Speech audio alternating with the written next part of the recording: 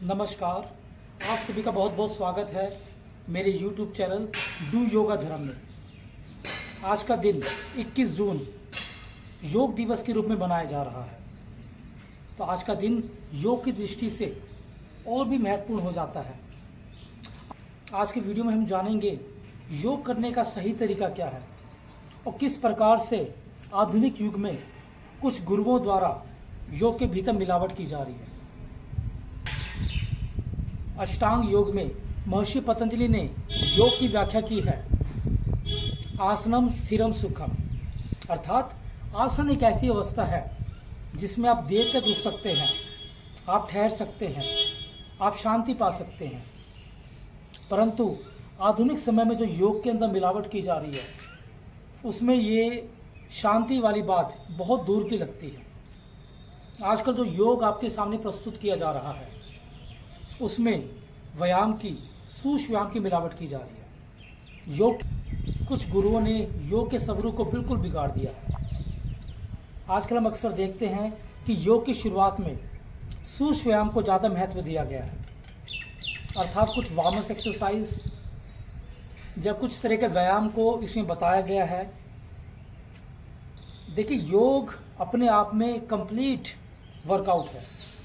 योग में जब आप किसी आसन के अंदर ठहरते हैं तो इससे आपकी जो आंतरिक ग्रंथियां हैं वो धीरे धीरे खुलती हैं। जिस अंग में प्राण का प्रवाह नहीं जाता वहाँ धीरे धीरे आपके प्राण का फ्लो बढ़ता है, ऑक्सीजन की मात्रा बढ़ती है और जिसके परिणाम स्वरूप आपका वो अंग सुरक्षित हो जाता है। योग के नाम पे पावर योगा, हॉट योगा या 108 राउंड का सूर्य नमस्कार, यानी जिस योग से आपके भीतर स्थिरता आनी चाहिए थी, जो योग आपको भीतर से जोड़ना चाहिए था, वही योग करने से लोगों के अंदर बहुत सी शिकायतें आ रही हैं। फलाना व्यक्ति का बीपी तेज हो रहा है, हार्ट बीट तेज हो रही है, ब्रेन के अंदर गर्मी बढ़ रही है, गुस्सा आ रहा है, उत्तेजनाएं बढ़ रही हैं। और फिर बदनाम किया जाता है कि योग के फलस्वरूप आपको बीपी, शुगर, डायबिटीज़, सूर्य नाड़ी का तेज बढ़ना, हार्ट बीपी का तेज बढ़ जाना, कोलेस्ट्रॉल बढ़ जाना, कॉन्स्टिपेशन, एसिडिटी या गुस्से का बढ़ना। देखिए, योग गलत नहीं है, योग अपने आप में एक परमात्मा से मिलन है। परंतु आधुनिक समय में कुछ गुरुओं ने अपनी दुकान चलाने के लिए योग के अंदर भयंकर मिलावट की। वो योग के नाम पर कुछ व्यायाम करते हैं कमर को हिलाने का,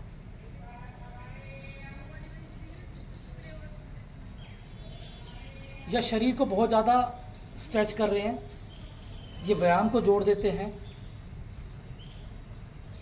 आप समझ सकते हैं, जब इस तरह से योग किया जाएगा एक व्यायाम की तरह, तो ना तो उसमें स्थिरता बचेगी ना ही उसमें शांति बचेगी और इसका परिणाम होगा आपके भीतर भयंकर थकान, शरीर का टूटना और गुस्सा।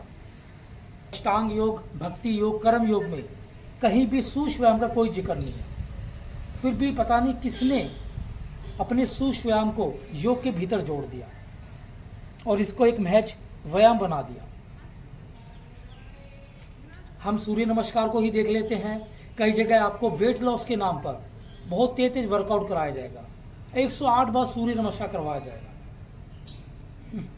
108 बार, आप समझ ही सकते हैं, अगर 108 बार सूर्य नमस्कार कर लिया जाए तो शरीर में भयंकर गर्मी पैदा होगी, उत्तेजनाएं पैदा होंगी, जिससे आपका बीपी बढ़ सकता है, ब्रेन के अंदर गर्मी आ जाएगी, शुगर बढ़ेगा, आंतें खराब हो सकती हैं, गुस्सा बढ़ेगा, कोलेस्ट्रॉल बढ़ जाएगा और यहाँ तक कि ब्रेन हैमरेज भी हो सकता है।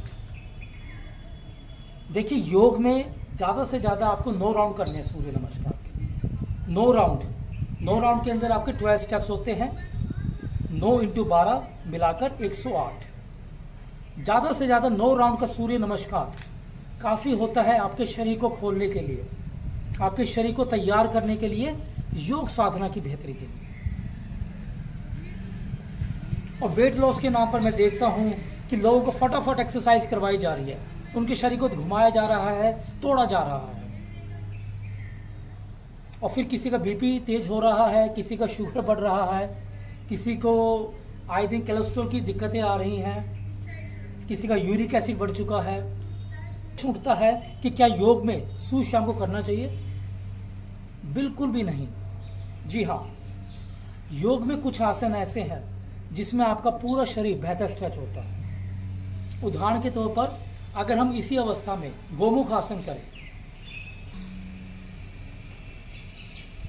अब आप जैसे जैसे इस आसन के अभ्यास में रुकेंगे आप पाएंगे कि आपका कंधा, कमर, छाती, सिर बेहतर स्ट्रेच हो रहा है, जिससे आपके हार्ट, लंग्स में एक बेहतर स्ट्रेच के साथ साथ प्राण का फ्लो बढ़ रहा है। देखिए, जब हम व्यायाम करते हैं, किसी भी तरह का व्यायाम, चाहे आप जिम में कर रहे हैं, आप सूक्ष्म व्यायाम कर रहे हैं, उसमें जो एक टारगेट पर फोकस किया जाता है। जैसे कि आप डंबल्स उठाते हैं, आप वेट लिफ्टिंग करते हैं, तो इससे केवल आपकी बाइसेप्स बनेंगी, बाकी शरीर है उसमें जो प्राण का प्रवाह है वो रुक जाएगा, ठहर नहीं पाएगा। लेकिन जब आप अधोमुख श्वान आसन करते हैं, आप पर्वत आसन करते हैं, आप ताड़ासन करते हैं, तो इसमें आपका जो पूरा शरीर है, एड़ी से लेकर सिर तक पूरा शरीर स्ट्रेच हो रहा है, और जिसका परिणाम होता है आपके भीतर एक स्थिरता आती है, शांति लौटती है, और आप पहले से कहीं तरोताजा महसूस करते हैं। तेज गति का व्यायाम करने से आपके शरीर में कई तरह की त्रुटियां आ जाती हैं, शरीर बीमारियों से घिर जाता है। इसलिए हम देखते हैं जो लोग बहुत लंबे समय से व्यायाम का प्रयोग कर रहे हैं वो अभी भी स्वस्थ नहीं हो पा रहे, उनके भीतर गुस्सा है। आए दिन हम रोड रेस देखते हैं, एक फलाना व्यक्ति की कार टकरा जाती है किसी व्यक्ति के साथ और वो चाकू मारने पर अभारू हो जाता है जब वो लड़ने के लिए तैयार हो जाते हैं। तो ये हमारी सूर्य नाड़ी को बढ़ा रहा है। मैंने पहले ही आपको सावधान किया था कि मौजूदा समय में सूर्य नाड़ी पहले ही बढ़ चुकी है। जैसे कि आपकी परिवार की जिम्मेवारियां, आपका ऑफिस, आपका जो वर्क है, आपकी फैमिली रिस्पॉन्सिबिलिटीज, किसी को जवाबदेही, सुबह से लेकर रात तक बिजी रहना अपने कार्य में, तो इससे आपका जो सूर्य नाड़ी है वो पहले से ही बढ़ा हुआ है।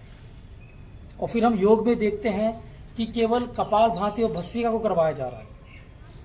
इसमें जो गहरी सांसों का अभ्यास है वो कहीं पीछे छूटते नजर आते हैं।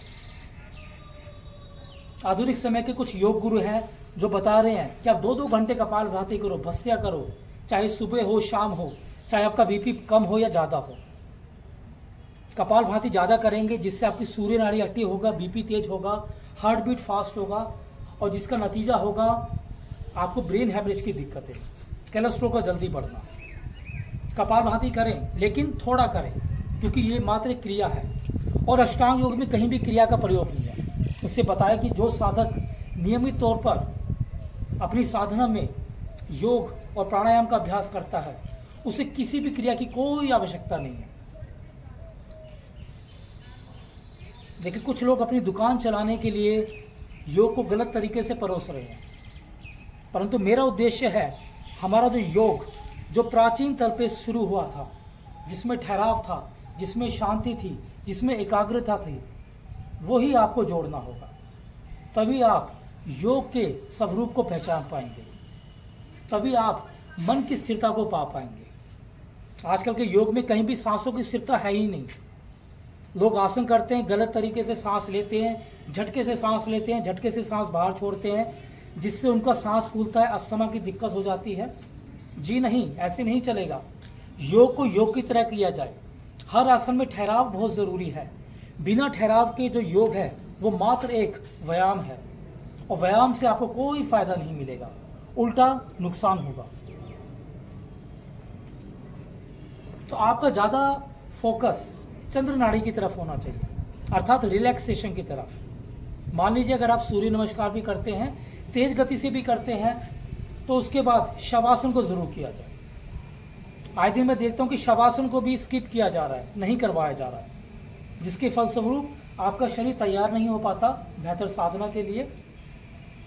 वो गर्म का गर्म रह जाता है, और जिससे नतीजा होता है आसनों से जो मिलने वाले फायदे हैं वो बहुत कम नजर आते हैं।